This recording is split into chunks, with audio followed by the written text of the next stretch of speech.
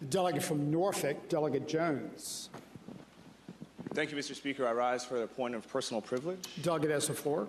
Thank you, Mr. Speaker. Members of the House, I rise today to share the story of my mother, a career prosecutor back home in Norfolk, Virginia. She obtained her law degree some time ago, I won't tell you how long, but returned to her hometown to serve our city as best as she could. For over 2 decades, she worked as an assistant Commonwealth's attorney in the Norfolk office and ultimately rose to become a member of the team's violent crime prosecution team. She saw the worst of the worst: murder, armed robbery, and crimes of sexual violence. She served alongside male colleagues who were her friends and her supporters, but not her equals. Despite doing the same work and achieving better conviction rates than her peers for years, she was paid decidedly less. And this persisted on and on. It has always stuck with me knowing that she excelled, but was somehow considered inferior. Last year, several in this body argued that the Equal Rights Amendment was no longer properly before this body because of a congressional deadline. It is my opinion, and many others, that this concept is incorrect.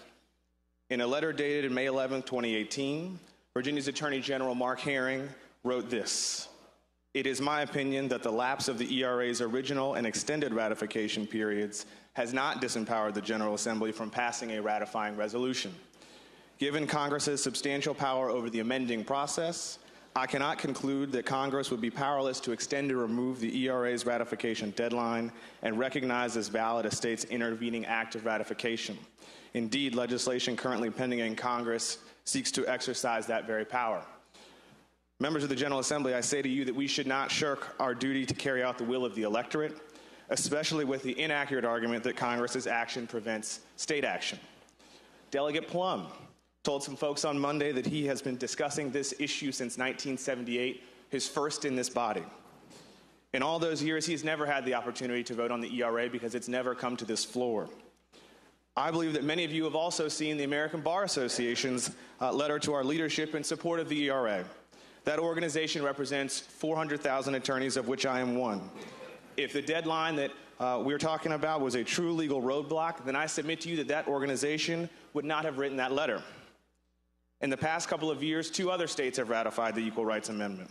Nevada, led by Norfolk State graduate Pat Spearman, ratified the ERA in 2017. In 2018, Illinois did the same thing. I believe that 2019 is Virginia's year. In just a short amount of time, much has changed, and this change is for the better. In previous years, we didn't have a formal opinion from the Attorney General giving us the green light. In previous years, we didn't have an outpouring of ERA resolutions from places like Page and Powhatan, Prince Edward and Prince George. In previous years, we didn't have polling that said 81% of Virginia voters want us to ratify the ERA. Virginia has the historic opportunity to be the 38th state to ratify the Equal Rights Amendment. And I leave you with the immortal words of Dr. Martin Luther King when he said, "Let us realize the arc of the moral universe is long, but it bends towards justice." Thank you, Mr. Speaker.